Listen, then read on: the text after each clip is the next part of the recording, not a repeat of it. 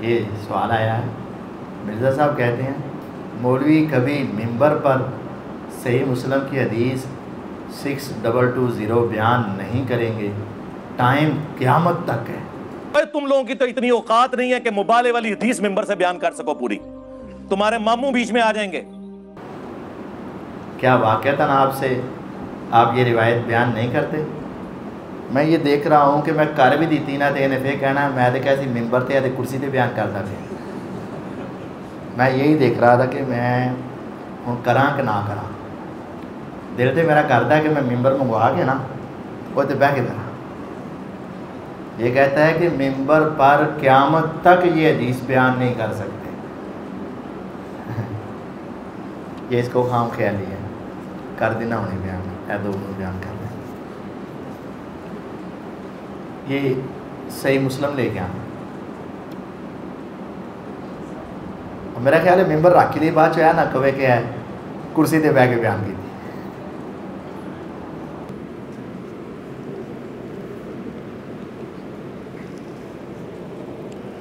6220 number جو حدیث ہے اس کی میں سند بھی پڑھ دیتا ہوں۔ مرزے نے آج تک سند بھی نہیں پڑھی ہوگی، اے نہ کہ بعض سند روایت نہیں پڑھی۔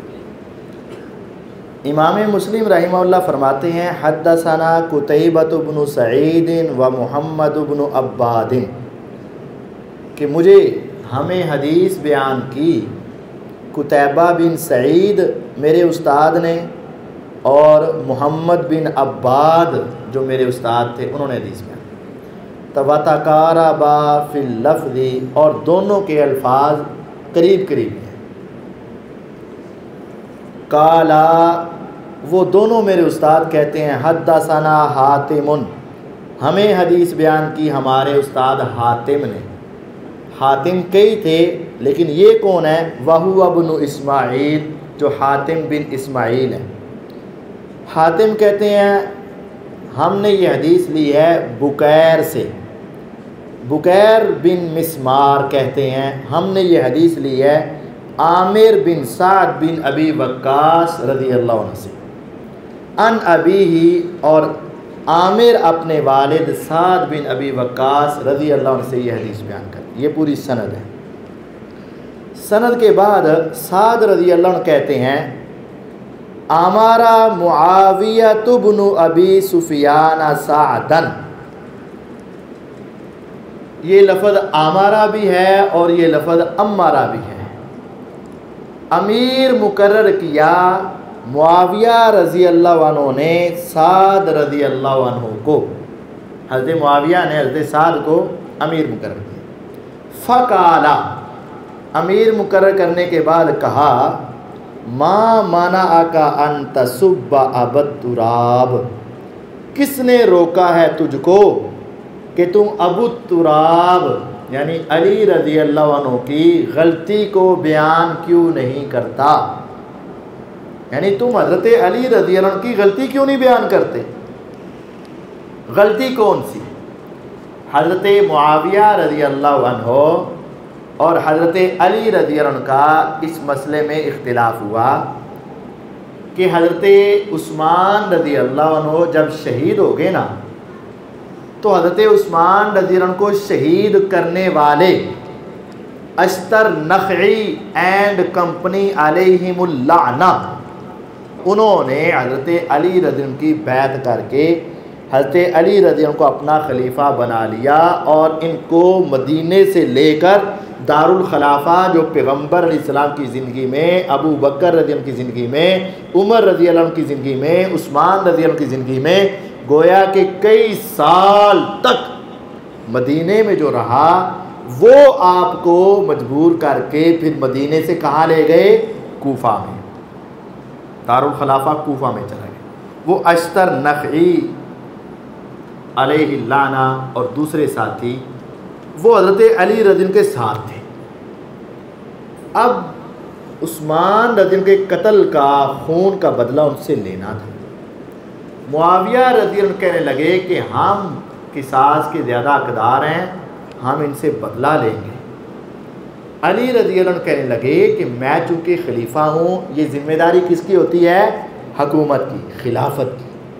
وہ میرے اوپر ہیں، لیکن میں حالات کے درست ہونے کے بعد ان سے بدلہ لے لوں گا۔ اس مسئلے میں ان کا کیا ہوا؟ حضرت علی رضی اللہ عنہ اپنے آپ کو حق پر سمجھتے تھے، اور یقیناً وہ حق پر تھے کہ بھئی یہ ریاست کی ذمہ داری ہے، قصاص کا بدلہ، قتل کا بدلہ، قصاص لینا، یہ کس کی ذمہ داری ہے؟ یہ وہ سمجھتے میں حق پر ہوں۔ اور حضرت معاویہ رضی اللہ عنہ کہتے تھے کہ چونکہ ہمارا خونی رشتہ ہے، میں خون کا والی ہوں، میں ان کا رشتہ دار ہوں، تو میں حق پر ہوں کہ ہم اس کا بدلہ لیں گے۔ اس مسئلے میں ہوا اختلاف۔ تو یہ معاویہ رضی اللہ عنہ نے جس کو اپنا امیر مقرر کیا، سعد رضی اللہ کو، کہ آپ ہماری طرف سے امیر ہو، تو کہا یار تم امیر تو ہو، تو تم علی کی وہ غلطی جو ہے وہ کہتا ہے میں حقدار ہوں، اس کو بیان کیوں نہیں کرتے؟ یہ انہوں نے مانا، کہا فقالا اما ما ذکرت ثلاثا قالہن لہ رسول اللہ صلی اللہ علیہ وسلم فلن اصبہ، جب تک مجھے وہ 3 باتیں یاد ہیں نا جو رسول اللہ صلی اللہ علیہ وسلم نے حضرت علی کے بارے میں کہی تھی، تب تک میں علی کو غلط نہیں کہہ سکتا، تب تک میں علی رضی اللہ کی غلطی بیان نہیں کہہ سکتا، میں نہیں کہہ سکتا۔ کیوں؟ لَأَن تَكُونَ لِي وَاحِدَةٌ مِّنْهُنَّ أَحَبُّ إِلَيَّ مِنْ حُمُرِ النَّعَمِ، اگر ان میں سے ایک بھی میرے حق میں ہو جائے، آقا نے تو ان کی کتنی فضیلتیں بیان کی تھیں؟ 3، اگر ان میں سے ایک بھی میرے لیے ہو جاتی نا، سعد کہہ رہے ہیں، تو فرمایا وہ میرے لیے سرخ اونٹوں سے بہتر ہوتا۔ یہ معمولی شخصیت نہیں کہہ رہی، کون کہہ رہے ہیں؟ سعد رضی اللہ عنہ۔ حالانکہ سعد رضی اللہ عنہ کا مقام کیا ہے؟ حالانکہ ان کا اپنا مقام کیا ہے؟ عشرہ مبشرہ میں شامل ہے، نام لے کر جنت کی کیا ہے؟ ضمانت ہے۔ اور اس سے بھی بڑھ کر ساری دنیا کہتی ہے حضور ہماری جان آپ پہ قربان، ہمارے والدین آپ پہ قربان، حرمت رسول پہ جان بھی قربان ہے۔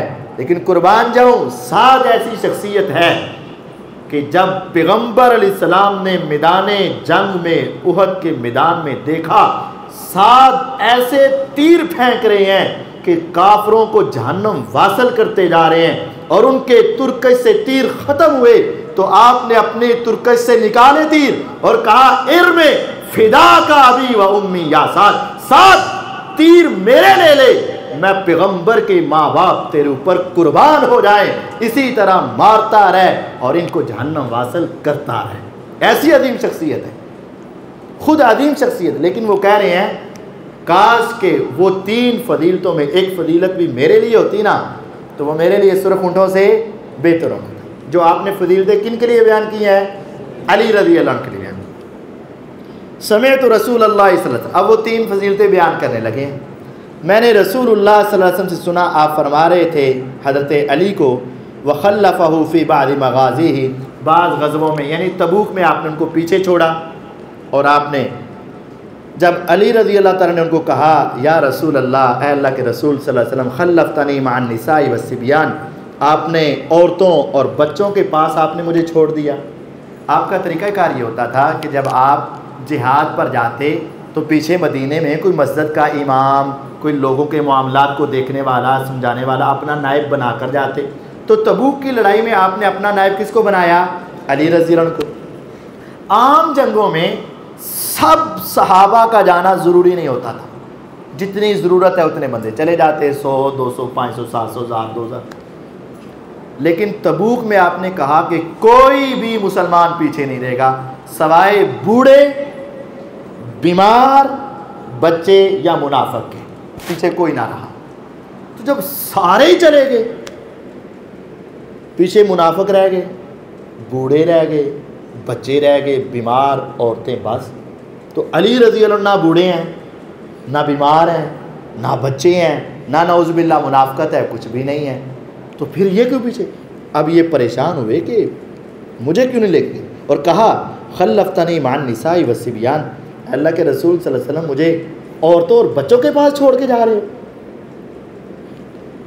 آپ نے فرمایا اما ترضى ان تکون منی بمنزلۃ ہارون من موسیٰ، کیا تم اس بات پہ راضی نہیں ہو کہ تیرا اور میرا درجہ وہ ہے جس طرح ہارون کا موسیٰ علیہ السلام کے ساتھ تھا، لیکن الا انہ لا نبوۃ بعدی، لیکن میرے بعد نبوت نہیں ہوگی۔ فرمایا جس طرح موسیٰ علیہ السلام گئے پیچھے اپنے مال اسباب افراد کے پاس کس کو چھوڑ کر گئے؟ ہارون علیہ السلام کو۔ کیا ان کی عظمت نہیں تھی؟ عظمت تھی، لیکن چھوڑ گئے نا۔ تو میرے ہاں بھی تیرا بڑا مقام ہے، عظمت ہے، بس میں تمہیں پیچھے چھوڑ کے جا رہا ہوں۔ مجھے جو سمجھ آئی ہے نا وہ یہ ہے کہ اصل میں اب تمام صحابہ جب چلے گئے نا میدان جہاد کی طرف، پیچھے صرف منافق رہ گئے۔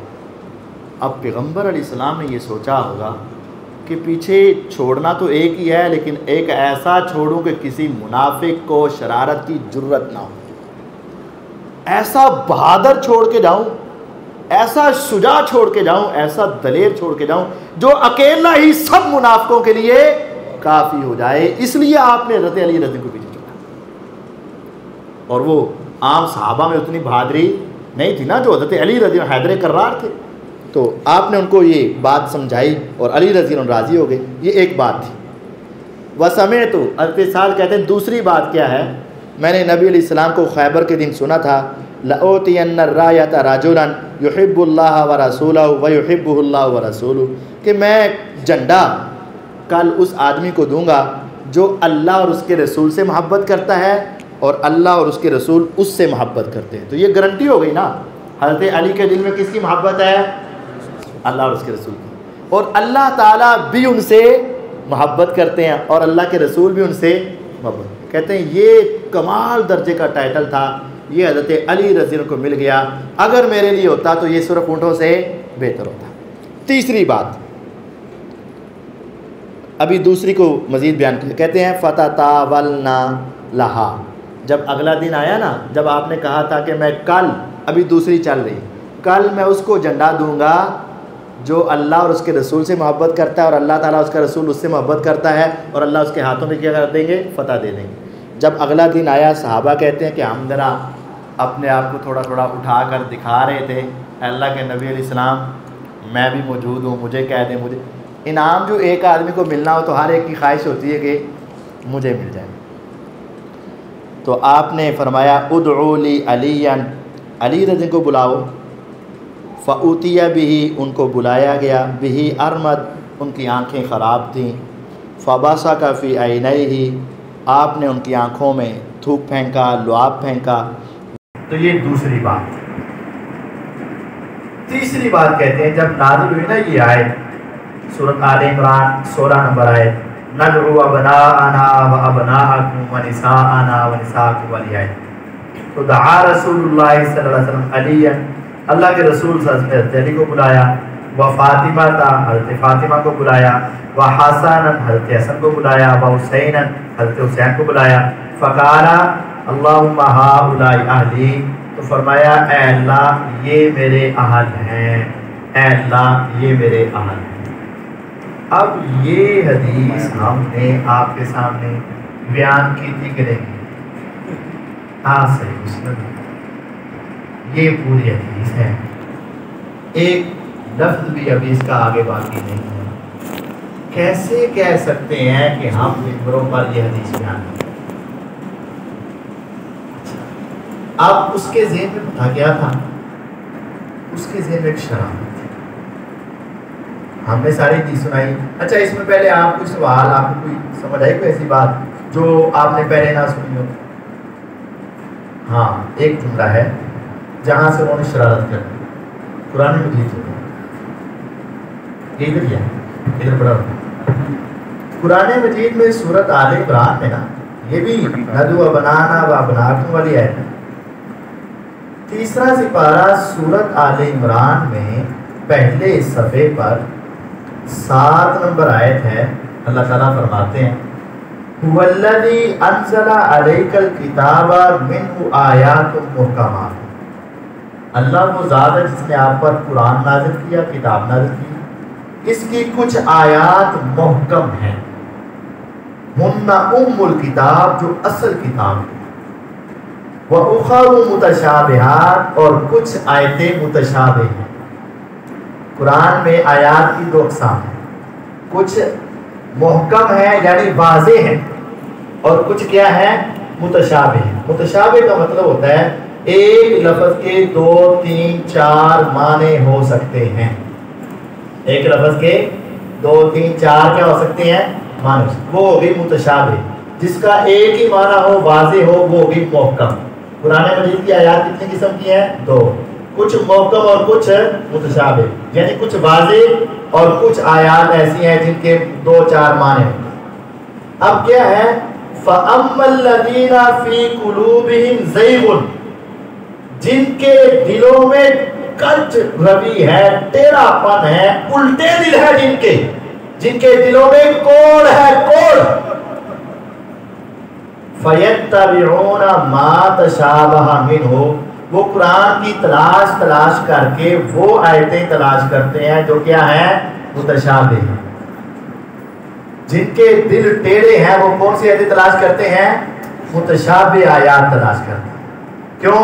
وہ 2 3 4 معنی باندھے پہ کروڑ مروڑ کے ایک معنی بناواں گا، اپنا سیدھا کر لاں گا، اپنا کام سیدھا کر لاں گا، اپنا مسئلہ سیدھا کر لاں گا۔ وہ ایسا کیوں کرتے ہیں؟ ابتغاء الفتنہ، دنیا میں فتنہ تلاش کرنے کے لیے، فتنہ پرور لوگ ہیں، وہ فتنے کے لیے ہیں۔ قرآن کی محکم آیات ہیں اور متشابہ، محکم واضح، متشابہ جن کے 2 3 4 معنی ہوتے ہیں، پھر اپنے معنی نکالنے کی کوشش کرتے ہیں۔ یہ لوگ کیا تلاش کر رہے ہیں دنیا میں؟ فتنہ کرنا۔ یہی مسئلہ اس حدیث میں بھی آیا، ہم نے وہ فتنہ تلاش ہونے نہیں دیا۔ اس کے اندر ایک لفظ آیا ہے ما منعک ان تسب ابا التراب، تسب تے سین بے، اصل میں سین بے اس کا مادہ ہے، سب، تجھے کس نے روکا ہے کہ تو ابو تراب کی غلطی کیوں نہیں بیان کرتا؟ اب سب لفظ کے مختلف معانی ہیں، متشابہ کا ذہن میں رکھا نا کہ ایک لفظ کے کتنے معنی ہوتے ہیں؟ زیادہ۔ تو جو فتنہ باز لوگ ہوتے ہیں وہ اپنے مطلب کا لفظ معنی کر کے پھر لوگوں میں فتنہ پھیلاتے ہیں۔ اب اس سب کے مختلف معانی ہیں۔ ایک معنی ہوتا ہے کسی کی غلطی بیان کرنا، ایک معنی ہوتا ہے جب اختلاف ہو رہا ہو، وہ کہتا ہے میں حق پر ہوں، وہ غلطی پر ہے، وہ کہتا ہے میں حق پر ہوں، یہ غلطی پر ہے، یہ معنی ہوتا ہے۔ لیکن اس کا ایک معنی یہ بھی ہوتا ہے گالا کڈنا، اس کا ایک معنی کیا ہوتا ہے؟ گالیاں نکالنا۔ مرزا صاحب نے کہا اوے لب گئی لب گئی لب گئی لب گئی لب گئی، پھر کی لب گئی کہ نہ مسلم سے نکل آیا کہ حضرت معاویہ رضی نے کیا سی اے سعد تو حضرت علی نو گالا کیوں نہیں کرتا؟ خود غلط ترجمہ کرتے ہیں، متشابہ احادیث کا غلط ترجمہ کرتے ہیں اور پھر دنیا کو اس غلط ترجمے کی طرف مائل کرتے ہیں اور کہتے ہیں کہ دنیا کو بیان نہیں کر سکتی۔ یار صحیح بخاری لے کر، صحیح بخاری لے کر، میں آپ کو صحیح بخاری میں سے ایک حدیث سناتا ہوں، وہاں بھی لفظ سب آئے گا، وہاں بھی لفظ سب آئے گا، سین بے سب یا سب، سب لفظ آئے گا۔ سب لفظ کے کیا کیا معنی ہوتے ہیں اور سب کن کن معنی کے اندر آتا ہے؟ صحیح بخاری میں ایک حدیث آپ کو سناؤں گا، آپ اس سب کا ترجمہ ان سے پوچھئے گا۔ اگر وہاں سب کا معنی گالیاں کریں گے ان کا ایمان میرا غلط ہو جائے گا، اور اگر وہاں جا کے کہیں نہیں جی یہاں معنی بس کسی کو غلط کہنا ہی ہے، تو پھر یہاں بھی معنی کسی کو غلط کہنے ہوگا۔ یہ صحیح بخاری ہے، یہ 520 نمبر حدیث ہے۔ مشہور واقعہ آپ نے سنا ہوگا کہ نبی صلی اللہ علیہ وسلم کعبہ کے اندر، کعبہ کے سین میں بیت اللہ کے پاس نماز پڑھ رہے تھے، مشرکین مکہ جمع تھے، وہ بعد وقت اکٹھے ہوئے کہنے لگے یہ پیغمبر جب سجدے میں جائے گا تو اونٹ کی اوجری یا اس کی بچہ دانی جو ہے نا وہ اٹھا کر پیغمبر علیہ السلام پر پھینک دینا۔ تو ایک بندہ گیا ظالم اور اس نے آ کر ایسا کیا۔ مشہور واقعہ سنا ہوا ہے، یہ پورا واقعہ ہے، اس میں سے میں آپ کو بتاتا ہوں۔ پھر کون آیا تھا، کس نے اتاری تھی؟ اماں فاطمہ الزہرا رضی اللہ عنہا نے۔ یہ لفظ ہے فَانْطَلَقَ مُنْطَلِقٌ إِلَىٰ فاطمہ، 520 نمبر حدیث۔ جانے والا حضرت فاطمہ علیہ السلام کی طرف گیا، حضرت فاطمہ چھوٹی بچی تھی، فاقبلت تسعی، دوڑتی ہوئی آئی، نبی صلی اللہ علیہ وسلم سجدے میں تھے، حتی القته عنہ، آپ سے اس کو اتارا، واقبلت علیہم تسبهم، اما پھر ان لوگوں کی طرف متوجہ ہوئی، تسبهم، ان کو سب کرنے لگی، تسبهم، ان پر سب کرنے لگی۔ اما فاطمہ نے کیا گالیاں نکالی، ان کو ماں بہن نے گالیاں کڑیاں، کیا اما فاطمہ رضی اللہ عنہ کے لیے وہ لفظ آئے تسبهم، ہاں کہیں ان کو ڈانٹنے لگی، ان کو برا بھلا کہنے لگی، ان کو غلط کہنے لگی، ان کو بولنے لگی، لیکن یہاں مانا گالی کا کون کرے گا؟ کیا حضرت فاطمہ الزہرا رضی اللہ عنہ کی یہ شان ہے کہ وہ گالیاں نکالے؟ نہیں، وہ گالیاں نہیں نکال سکتی۔ تو یہاں لفظ بھی تسبهم ہے، وہی لفظ جو حضرت معاویہ نے حضرت سعد کو کہے، وہی لفظ اما فاطمہ کہیں، تو یہاں ترجمہ کر دیا جائے کہ کیا مانا؟ ان کو برا بھلا کہا، ڈانٹا، سختی سے ڈانٹا، لیکن یہاں گالیاں مانا۔ تو جب امیر معاویہ کی باری آئے تو یہاں کیا بات جاتا ہے؟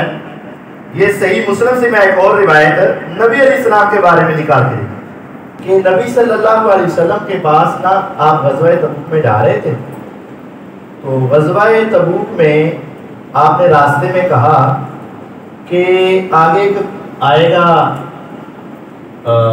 چشمہ آئے گا، تم میں سے جو بھی وہاں پہلے پہنچ جائے تو وہاں جا کر تم نے اس کے پانی کو ہاتھ نہیں لگانا۔ آپ نے صحابہ کو سمجھا دیا، صحابہ نے کہا ٹھیک ہے، لیکن دو صحابی آپ سے پہلے وہاں پہنچ گئے اور انہوں نے جا کر پانی کو ہاتھ لگا لیا، تو پھر آپ نے ان کو سب کیا، آپ نے ان کو سب کیا۔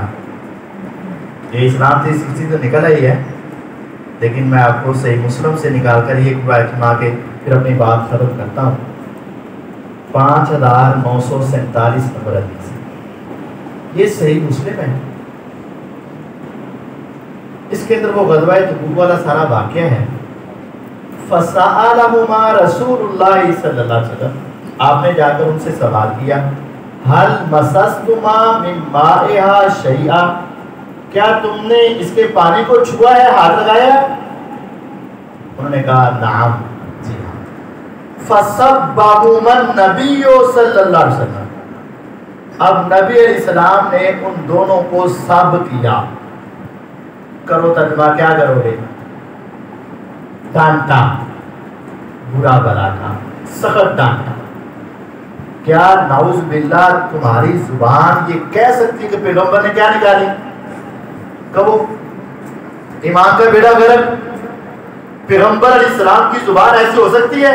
نہیں ہو۔ فَصَبَّهُمَا، صَبَّهُمَا یہ لفظ ہے، اور صحیح بخاری اور مسلم کی وہ معروف روایت ہے، بلکہ وہ بخاری کے اندر سے نکال لینی چاہیے، بخاری ہے نا، یہ بخاری، اس کے اندر سے 4033 نمبر حدیث ہے۔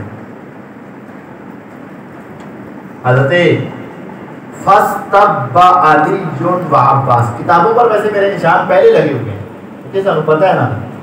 فَاسْتَبَّ عَلِيٌّ وَعَبَّاسٌ، حضرت علی اور حضرت عباس رضی اللہ عنہ آپس میں ہوا اختلاف، تو علی کہتے ہیں میں حق پر ہوں آپ غلطی پر ہو، عباس کہتے ہیں میں حق پر ہوں آپ غلطی پر ہو، ایک دوسرے پر انہوں نے کیا کیا؟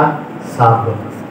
ہم کہتے ہیں یہاں معنی کیا جائے گا اپنے کو حق پر کہنا، دوسرے کو، ادھر بھی علی ہیں اور ادھر عباس ہیں، علی اور عباس رضی اللہ عنہما کے لیے آئے سب کا لفظ، تو معنی کیا بن جائے؟ اپنے آپ کو حق پر کہنا، دوسرے کو غلطی پر کہنا، میں صحیح ہوں وہ غلط۔ اور علی اور معاویہ کے لیے لفظ آ جائے سب، تو معنی کیا ہو جائے؟ گانا کری۔